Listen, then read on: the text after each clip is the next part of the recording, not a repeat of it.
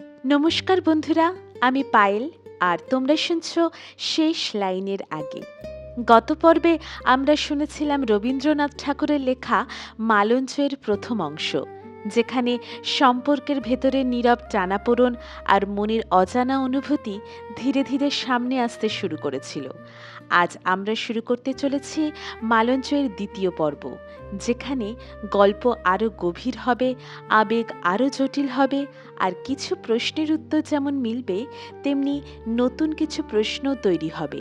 তাহলে দেরি না করে শুরু করা যাক মালঞ্চের দ্বিতীয় পর্ব।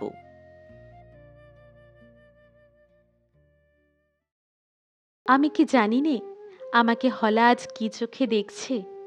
আমার কাছে লাগালাগি করে হাসতে হাসতে বকশিস নিয়ে চলে গেল। ওকে ডেকে দে, খুব করে ধমক দেব, ওর শয়তানি ঘোচাতে হবে। আয়া যখন হলাকে ডাকবার জন্য উঠল, নীরজা বললে, থাক থাক, আজ থাক। এরপর কিছুক্ষণ পরে ওর খুড়তুতো দেওর রমেন এসে বললে, বৌদি, দাদা পাঠিয়ে দিলেন, আজ অফিসে কাজের ভিড়, হোটেলে খাবেন, দেরি হবে ফিরতে। নীরজা হেসে বললে, খবর দেবার ছুতো করে এক দৌড়ে ছুটে এসেছ ঠাকুরপো? কেন, আপিসের বেহারাটা মরেছে বুঝি? তোমার কাছে আসতে তুমি ছাড়া অন্য ছুতো দরকার কিসে বৌদি? বেহারা বেটা কি বুঝবে এই দুধ পদের দরদ? ওগো মিষ্টি ছড়াচ্ছে আস্থানে, এ ঘরে এসেছে কোন ভুলে? তোমার মালিনী আছেন আজ একাকিনী, নেব কুঞ্জবনে, দেখো গে যাও। কুঞ্জবনের বনলক্ষ্মীকে দর্শনী দিই আগে, তারপরে যাব মালিনীর সন্ধানে। এই বলে বুকের পকেট থেকে একখানা গল্পের বই বের করে নীরজার হাতে দিল। নীরজা খুশি হয়ে বললে, অশ্রুশিকল, এই বইটাই চাচ্ছিলুম। আশীর্বাদ করি তোমার মালঞ্চের মালিনী চিরদিন বুকের কাছে বাঁধা থাক হাসির শিকলে। ওই যাকে তুমি বলো তোমার কল্পনার দোসর, তোমার স্বপ্নসঙ্গিনী। কি সোহাগ্য! রমেন হঠাৎ বললে, আচ্ছা বৌদি, একটা কথা জিজ্ঞাসা করি, ঠিক উত্তর দিও। কি কথা?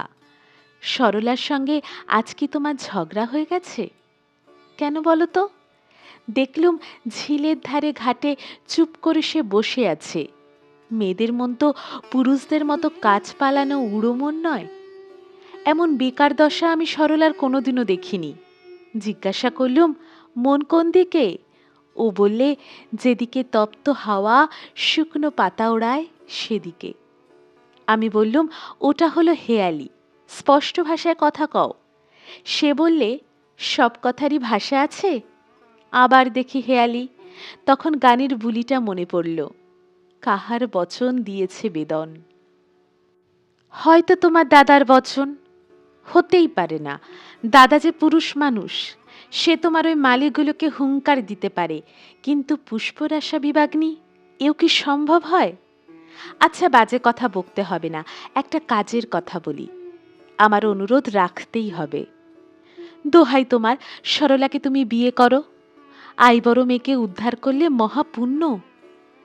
পুণ্যের লোভ রাখি নে, কিন্তু ওই কন্যার লোভ রাখি, এ কথা বলছি তোমার কাছে হলফ করে। তাহলে বাধাটা কোথায়? ওর কি মন নেই? সে কথা জিজ্ঞাসাও করিনি। বলেইছি তো, ও আমার কল্পনার দোসরই থাকবে, সংসারের দোসর হবে না। হঠাৎ তীব্র আগ্রহের সঙ্গে নীরজা রমেনের হাত চেপে ধরে বললে, কেন হবে না? হতেই হবে। মরবার আগে তোমার বিয়ে দেখবই, নইলে ভূত হয়ে তোমাদের জ্বালাতন করব বলে রাখছি। নীরজার ব্যগ্রতা দেখে রমেন বিস্মিত হয়ে কিছুক্ষণ তার মুখের দিকে চেয়ে রইল। শেষকালে মাথা নেড়ে বললে, বৌদি, আমি সম্পর্কে ছোট, কিন্তু বয়সে বড়। উড়ো বাতাসে আগাছার বীজ আসে ভেসে, প্রশ্রয় পেলে শিকড় ছড়ায়, তারপরে আর ওপরায় কার সাধ্যি? আমাকে উপদেশ দিতে হবে না, আমি তোমার গুরুজন, তোমাকে উপদেশ দিচ্ছি। বিয়ে করো, দেরি করো না, এই ফাল্গুন মাসে ভালো দিন আছে। আমার পাজিতে ৩৬৫ দিনই ভালো দিন, কিন্তু দিন যদি বা থাকে, রাস্তা নেই। আমি একবার গেছি জেলে, এখনো আছি পিছল পথে জেলের কবলটার দিকে। ও পথে প্রজাপতির পেয়াদার চল নেই। এখনকার মেয়েরা বুঝি জেলখানাকে ভয় করে? না করতে পারে, কিন্তু সপ্তপদী গমনের রাস্তা ওটা নয়।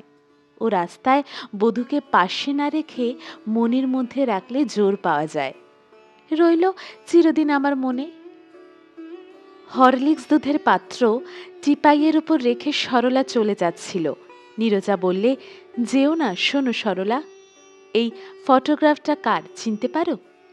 সরলা বললে, ও তো আমার, তোমার সেই আগেকার দিনের ছবি, যখন তোমার জ্যাঠামশায়ের ওখানে তোমরা দুজনে বাগানের কাজ করতে। দেখে মনে হচ্ছে বয়সে 15 হবে। মারাঠি মেয়ের মতো মালকোচা দিয়ে শাড়ি পরেছ। এ তুমি কোথা থেকে পেলে? দেখেছিলুম ওর একটা ডেস্কের মধ্যে, তখন ভালো করে লক্ষ্য করিনি, আজ সেখান থেকে আনিয়ে নিয়েছি। ঠাকুরপো, তখনকার চেয়ে সরলাকে এখন আরো অনেক ভালো দেখতে হয়েছে। তোমার কি মনে হয়? রমেন বললে, তখন কি কোনো সরলা কোথাও ছিল? অন্তত আমি তাকে জানতুম না। আমার কাছে এখনকার সরলাই একমাত্র সত্য। তুলনা করব কিসের সঙ্গে? নীরজা বললে, ওর এখনকার চেহারা হৃদয়ের কোনো একটা রহস্যে ঘন হয়ে ভরে উঠেছে। যেন যে মেঘ ছিল সাদা, তার ভিতর থেকে শ্রাবণের জল আজ ঝরিঝরি করছে। একেই তোমরা রোম্যান্টিক বলো না ঠাকুরপো? সরলা চলে যেতে উদ্যত হল। নীরজা তাকে বললে, সরলা, একটু বসো। ঠাকুরপো, একবার পুরুষ মানুষের চোখ দিয়ে সরলাকে দেখে নি, ওর কি সকলের আগে চোখে পড়ে বলো দেখি? রমেন বললে, সমস্তটাই একসঙ্গে। নিশ্চয়ই ওর চোখ দুটো কেমন একরকম গভীর করে চাইতে জানে। না, উঠো না সরলা, আর একটু বসো।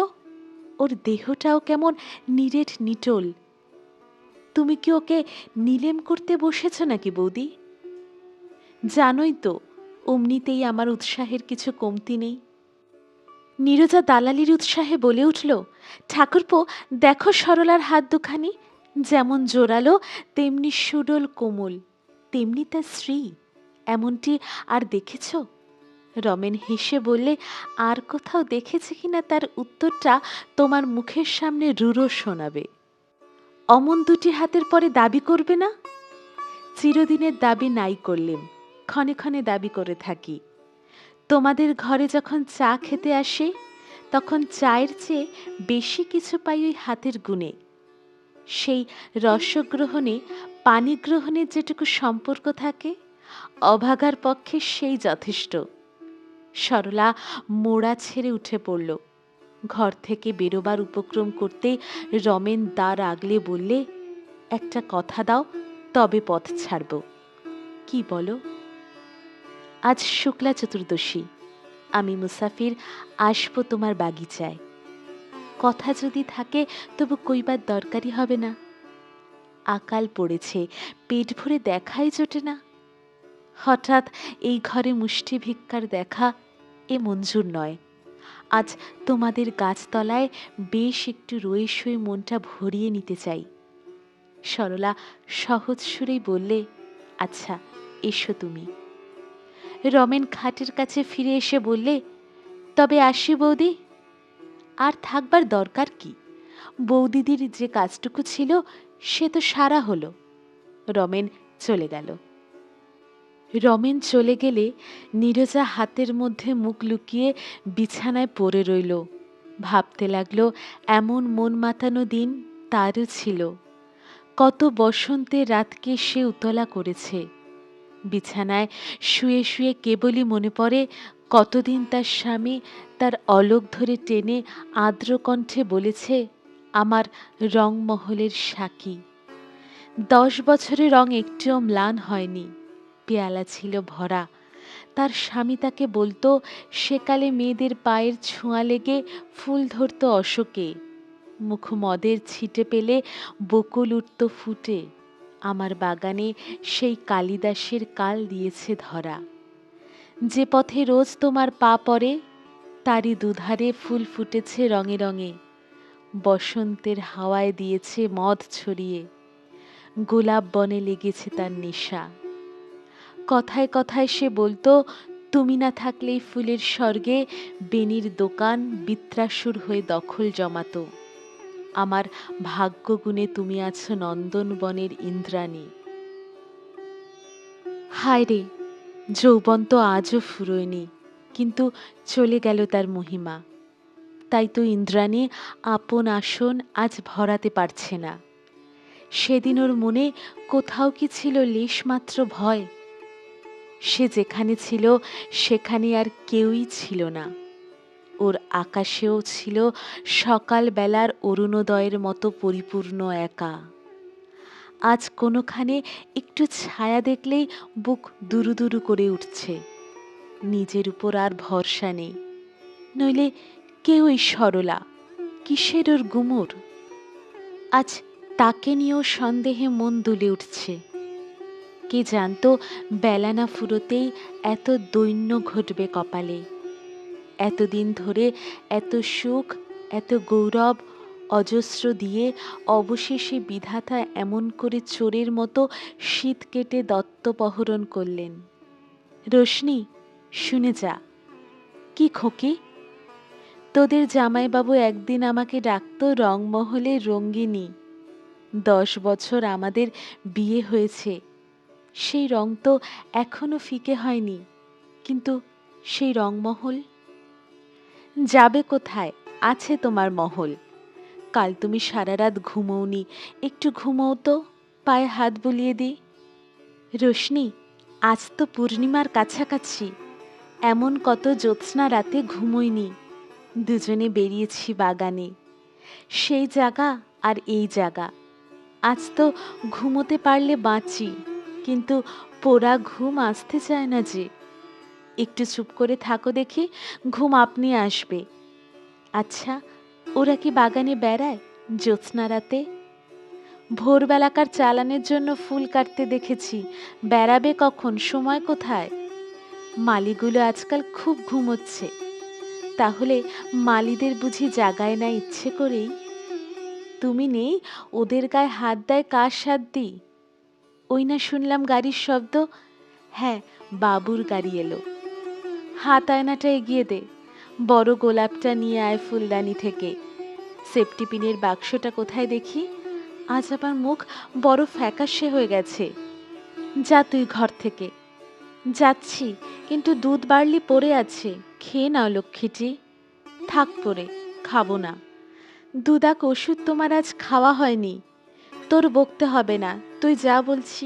ওই জানলাটা খুলে দিয়ে যা। আয়া চলে গেল। ঢং ঢং করে 3টে বাজল। আরক্ত হয়ে এসেছে রোদ্দুরের রং। ছায়া হেলে পড়েছে পূব দিকে। বাতাস এলো দক্ষিণ থেকে। ঝিলের জল উঠল টলটল করে। মালিরা লেগেছে কাজে। নীরজা দূর থেকে যতটা পারে তাই দেখে। দ্রুতপদে আদিত্য ছুটে এলো ঘরে, হাত জোড়া বাসন্তী রঙের দেশি ল্যাবারনাম ফুলের মঞ্জুরিতে। তাই দিয়ে ঢেকে দিল নীরজার পায়ের কাছটা। বিছানায় বসেই তার হাত চেপে ধরে বললে, আজ কতক্ষণ তোমায় দেখিনি নীরু। শুনে নীরজার থাকতে পারলে না, ফুপিয়ে ফুপিয়ে কেঁদে উঠল।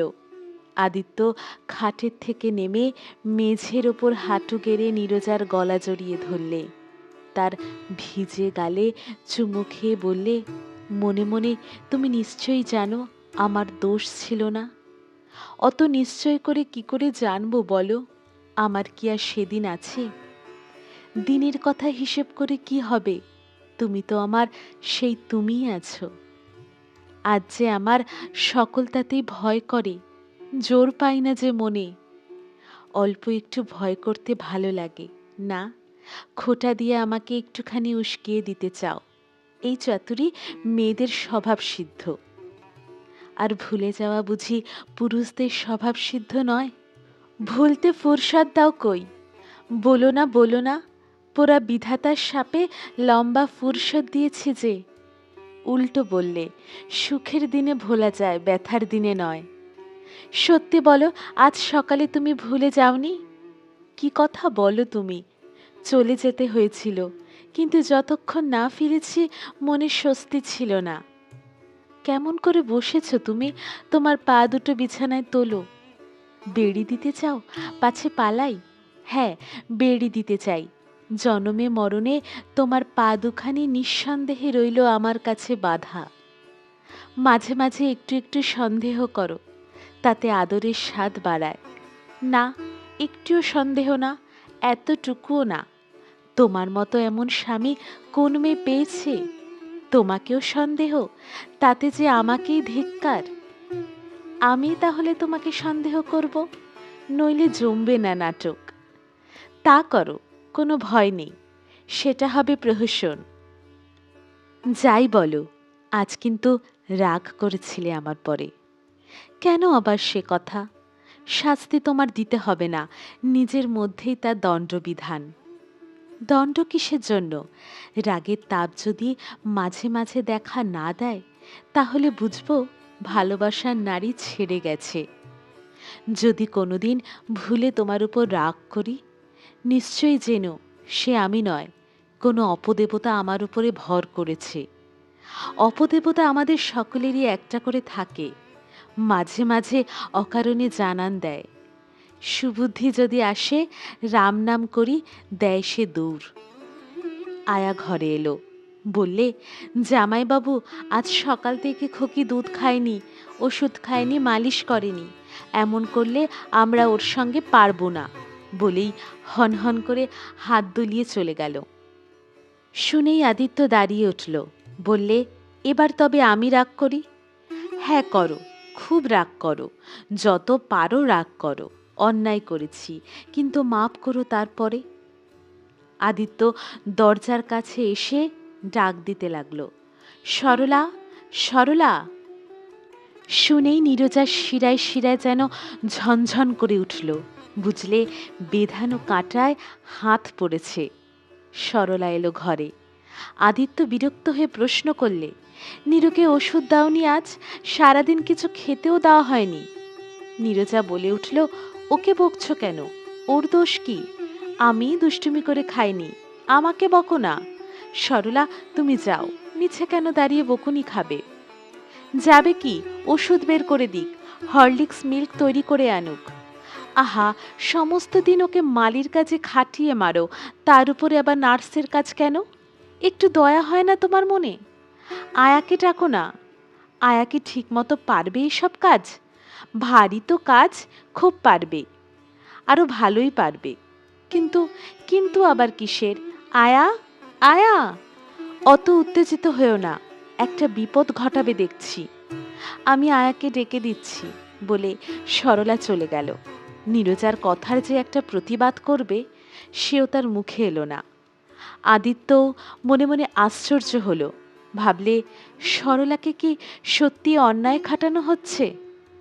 ওষুধপথ্য হয়ে গেলে আদিত্য আয়াকে বললে, সরলা দিদিকে ডেকে দাও।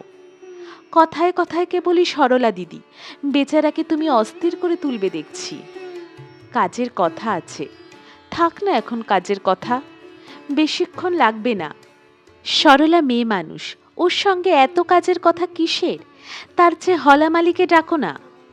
তোমাকে বিয়ে করবার পর থেকে একটা কথা আবিষ্কার করেছি যে মেয়েরাই কাজের, পুরুষেরা হাড়ে অকেজো। আমরা কাজ করি দায়ে পড়ে, তোমরা কাজ করো প্রাণীর উৎসাহে। এই সম্বন্ধে একটা থিসিস লিখব মনে করেছি, আমার ডায়েরি থেকে বিস্তার উদাহরণ পাওয়া যাবে। সেই মেয়েকেই আজ তার প্রাণের কাছ থেকে বঞ্চিত করেছে যে বিধাতা, তাকে কি বলে নিন্দে করব? ভূমিকম্পে হুড়মুড় করে আমার কাজের চূড়া পড়েছে ভেঙে, তাই তো পুরো বাড়িতে ভূতের বাসা হলো। সরলা এলো। আদিত্য জিজ্ঞাসা করলে, অর্কিড ঘরের কাজ হয়ে গেছে? হ্যাঁ, হয়ে গেছে। সবগুলো? সবগুলোই। আর গোলাপের কাটিং? মালি তার জমি তৈরি করেছে। জমি? সে তো আমি আগেই তৈরি করে রেখেছি। হলা মালির ওপর ভার দিয়েছ, তাহলেই দাঁতন কাঠির চাষ হবে আর কি। কথাটাতে তাড়াতাড়ি বাধা দিয়ে নীরজা বললে, সরলা, যাও তো কমলা লেবুর রস করে নিয়ে এসো। তাতে একটু আদার রস দিও আর মধু। সরলা মাথা হেঁট করে ঘর থেকে বেরিয়ে গেল। নীরজা জিজ্ঞাসা করলে, আজ তুমি ভোরে উঠেছিলে যেমন আমরা রোজ উঠতুম? হ্যাঁ, উঠেছিলুম। ঘড়িতে তেমনি অ্যালার্মের দম দেওয়া ছিল? ছিল বই কি। সেই নিম গাছতলায় সেই কাটা গাছের গুড়ি, তার উপরে চায়ের সরঞ্জাম, সব ঠিক রেখেছিল বাসু? রেখেছিল, নইলে খেসারতের দাবিতে নালিশ রুজু করতুম তোমার আদালতে। দুটো চৌকি পাতা ছিল? পাতা ছিল সেই আগেকার মতোই। আর ছিল সেই নীল পাড় দেওয়া বাসন্তী রঙের চায়ের সরঞ্জাম, দুধের জ্যাগর উপর ছোট সাদা পাথরের বাটিতে চিনি আর ড্রাগন আঁকা জাপানি ট্রে।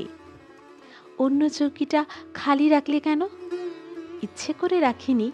আকাশে তারাগুলো গোনাগুনতি ঠিকই ছিল, কেবল শুক্ল পঞ্চমীর চাঁদ রইল দিগন্তের বাইরে। সুযোগ থাকলে তাকে আনতুম ধরে। সরলাকে কেন ডাকো না তোমার চায়ের টেবিলে? এর উত্তরে বললেই হতো তোমার আসনে আর কাউকে ডাকতে মন চায় না। সত্যবাদী তা না বলে বললে, সকালবেলা বোধ হয় সে জপ তপ কিছু করে, আমার মতো ভজন পুজোহীন ম্লেচ্ছা তো নয়। চা খাওয়ার পরে আজ বুঝি অর্কিড ঘরে তাকে নিয়ে গিয়েছিলে? হ্যাঁ, কিছু কাজ ছিল, ওকে বুঝিয়ে দিয়েই ছুটতে হলো দোকানে। আচ্ছা, একটা কথা জিজ্ঞাসা করি, সরলার সঙ্গে রমেনের বিয়ে দাও না কেন? ঘটকালে কি আমার ব্যবসা? না, ঠাট্টা নয়, বিয়ে তো করতেই হবে। রমেনের মতো পাত্র পাবে কোথায়? পাত্র আছে একদিকে, পাত্রীও আছে আর একদিকে। মাঝখানটাতে মন আছে কিনা সে খবর নেবার ফুরসত পায়নি। দূরের থেকে মনে হয় যেন ওইখানটাতেই খটকা। একটু ঝাঁজের সঙ্গে বললে নীরজা, কোনো খটকা থাকতো না যদি তোমার সত্যিকারের আগ্রহ থাকতো। বিয়ে করবে অন্য পক্ষ, সত্যিকার আগ্রহটা থাকবে একা আমার। এটাতে কি কাজ চলে? তুমি চেষ্টা করে দেখো না। কিছুদিন গাছপালা থেকে ওই মেয়েটার দৃষ্টিটাকে ছুটি দাও দেখি, ঠিক জায়গায় আপনি চোখ পড়বে। শুভ দৃষ্টির আলোতে গাছপালা পাহাড় পর্বত সমস্তই স্বচ্ছ হয়ে যায়। ও এক জাতের এক্সিরিজ আর কি। মিছে বকছ, আসল কথা তোমার ইচ্ছে নয় বিয়েটা ঘটে। এতক্ষণে ধরেছ ঠিক। সরলা গেলে আমার বাগানের দশা কি হবে বলো? লাভ লোকসানের কথাটা ভাবতে হয়। ও কি, হঠাৎ তোমার বেদনাটা বেড়ে উঠল নাকি? উদ্বিগ্ন হয়ে উঠল আদিত্য।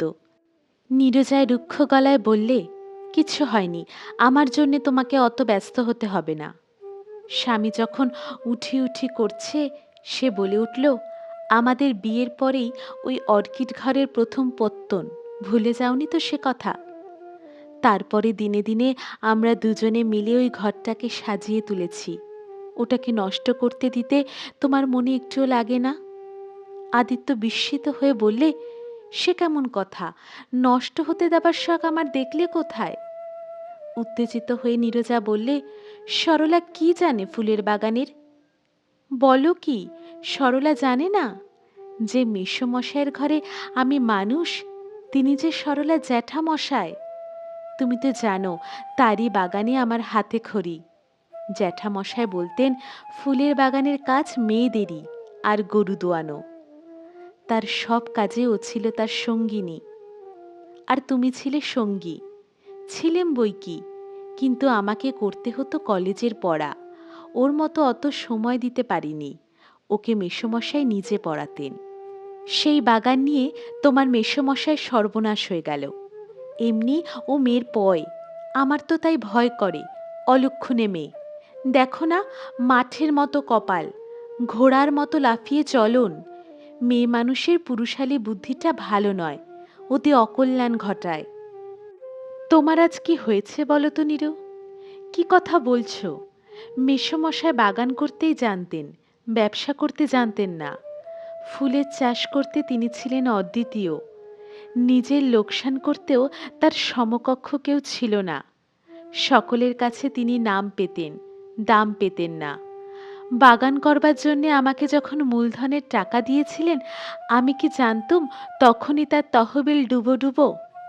আমার একমাত্র সান্ত্বনা এই যে তার মরবার আগেই সমস্ত দিয়েছি শোধ করে।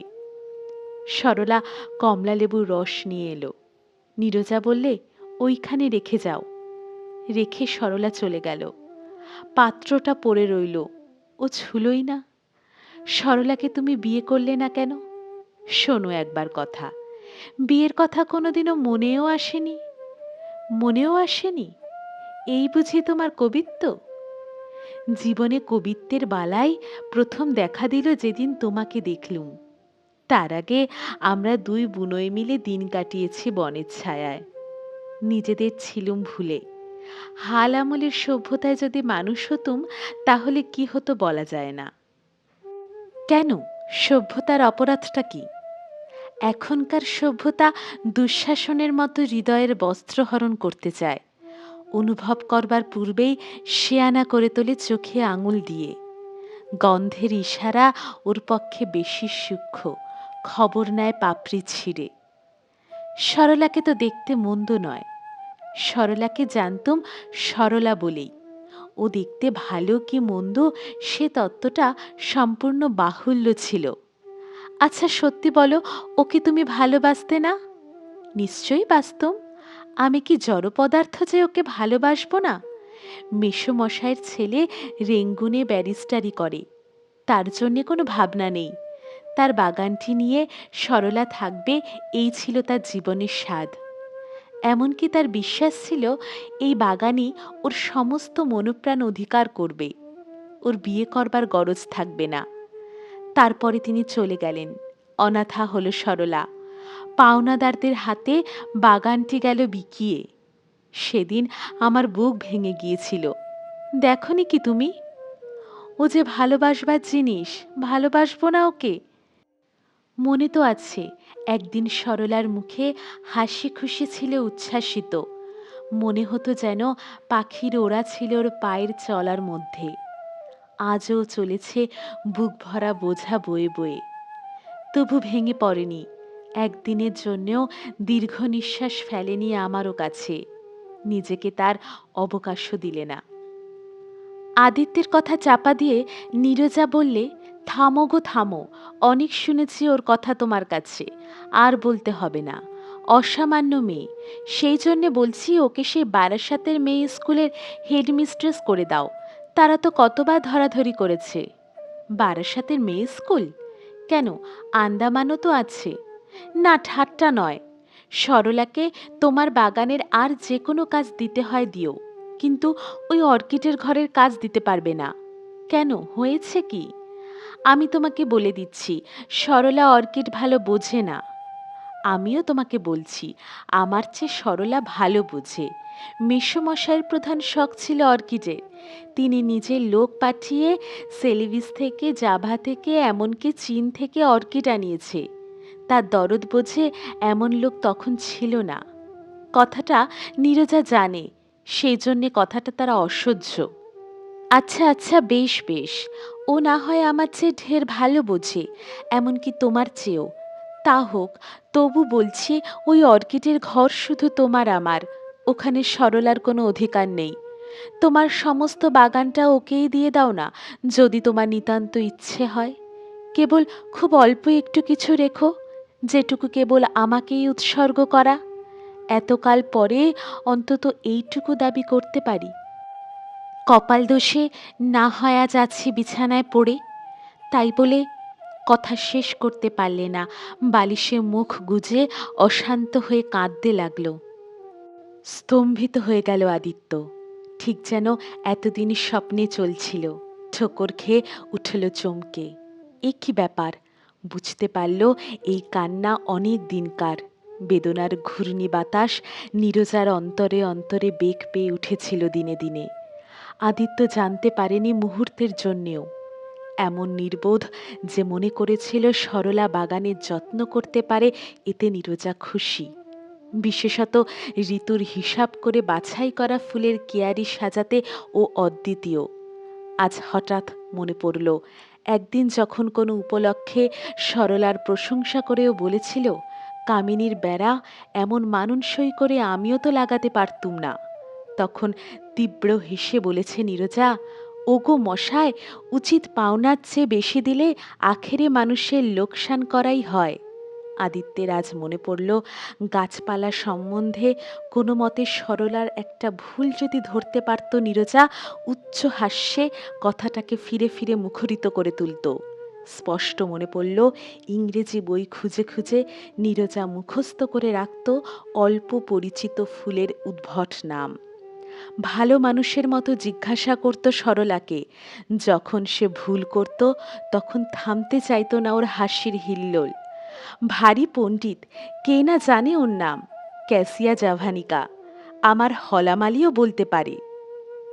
আদিত্য অনেকক্ষণ ধরে বসে ভাবলে, তারপরে হাত ধরে বললে, কেঁদো না নীরু, বলো কি করব? তুমি কি চাও বাগানের কাজে সরলাকে না রাখি? নীরজা হাত ছিনিয়ে নিয়ে বললে, কিছু চাইনে, কিচ্ছু না। ও তো তোমারই বাগান, তুমি যাকে খুশি রাখতে পারো, আমার তাতে কি? নীরু, এমন কথা তুমি বলতে পারলে? আমারই বাগান, তোমার নয়? আমাদের মধ্যে এই ভাগ হয়ে গেল কবে থেকে? যবে থেকে তোমার রইল বিশ্বের আর সমস্ত কিছু, আর আমার রইল কেবল এই ঘরের কোণ। আমার এই ভাঙা প্রাণ নিয়ে দাঁড়াবো কিসের জোরে তোমার ওই আশ্চর্য সরলার সামনে? আমার সে শক্তি আজ কোথায় যে তোমার সেবা করি, তোমার বাগানের কাজ করি? নীরু, তুমি তো কতদিনের আগে আপনি সরলাকে ডেকে পাঠিয়েছ, নিয়েছ ওর পরামর্শ। মনে নেই কি, এই কয়েক বছর আগে বাতাবি লেবুর সঙ্গে কলম বা লেবুর কলম বেঁধেছ দুইজনে, আমাকে আশ্চর্য করে দেবার জন্যে। তখন তোর এত গুমর ছিল না। বিধাতা যে আমারই দিকে আজ অন্ধকার করে দিলে। তাই তো তোমার কাছে হঠাৎ ধরা পড়ছে। ও এত জানে, ও তত জানে, অর্কিড চিনতে আমি ওর কাছে লাগিনে। সেদিন তো এসব কথা কোনোদিনও শুনিনি। তবে আজ আমার এই দুর্ভাগ্যের দিনে কেন দুজনের তুলনা করতে এলে? আজ আমি ওর সঙ্গে পারবো কেন? মাপের সমান হবে কি নিয়ে? নীরু, আজ তোমার কাছে এই যা সব শুনছি তার জন্যে একটুও প্রস্তুত ছিলুম না। মনে হচ্ছে এ যেন আমার নীরুর কথা নয়, এ যেন আর কেউ। না গো না, সেই নীরুই বটে। তার কথা এতদিনেও তুমি বুঝলে না। এই আমার সবচেয়ে শাস্তি। বিয়ের পর যেদিন আমি জেনেছিলাম তোমার বাগান তোমার প্রাণের মতো প্রিয়, সেদিন থেকে ওই বাগান আর আমার মধ্যে ভেদ রাখেনি একটুকুও। নইলে তোমার বাগানের সঙ্গে আমার ভীষণ ঝগড়া বাধত। ওকে সইতে পারতুম না। ও হতো আমার সতীন। তুমি তো জানো আমার দিন রাতের সাধনা, জানো কেমন করে ওকে মিলিয়ে নিয়েছি আমার মধ্যে। একেবারে এক হয়ে গেছি ওর সঙ্গে। জানি বই কি, আমার সব কিছুকে নিয়েই যে তুমি। ওসব কথা রাখো। আজ দেখলুম ওই বাগানের মধ্যে অনায়াসে প্রবেশ করলে আর একজন। কোথাও একটুও ব্যথা লাগলো না। আমার দেহখানাকে চিরে ফেলবার কথা কি মনে করতেও পারতে আর কারু প্রাণ তার মধ্যে চালিয়ে দেবার জন্যে? আমার ওই বাগান কি আমার দেহ নয়? আমি হলে কি এমন করতে পারতুম? কি করতে তুমি? বলবো কি করতুম? বাগান ছারখার হয়ে যেত হয়তো, ব্যবসা হতো দেউলে। একটা জায়গায় 10টা মালি রাখতুম, কিন্তু আসতে দিতুম না আর কোনো মেয়েকে। বিশেষত এমন কাউকে যার মনে গুমর আছে, সে আমার চেয়েও বাগানের কাজ ভালো জানে। ওর এই অহংকার দিয়ে তুমি আমাকে অপমান করবে প্রতিদিন। যখন আমি আজ মরতে বসেছি, যখন উপায় নেই নিজের শক্তি প্রমাণ করবার, এমনটা কেন হতে পারল বলবো? বলো, তুমি আমার চেয়ে ওকে ভালোবাসো বলে এতদিন সে কথা লুকিয়ে রেখেছিলে। আদিত্য কিছুক্ষণ মাথার চুলের মধ্যে হাত গুজে বসে রইল। তারপরে বিহ্বল কণ্ঠে বললে, নীরু, 10 বৎসর তুমি আমাকে জেনেছ, সুখে দুঃখে, নানা অবস্থায়, নানা কাজে। তারপরেও তুমি যদি এমন কথা আজ বলতে পারো, তবে আমি কোনো জবাব করব না। চললুম। কাছে থাকলে তোমার শরীর খারাপ হবে। ফরনারির পাশে যে জাপানি ঘর আছে সেইখানে থাকব। যখন আমাকে দরকার হবে ডেকে পাঠিও।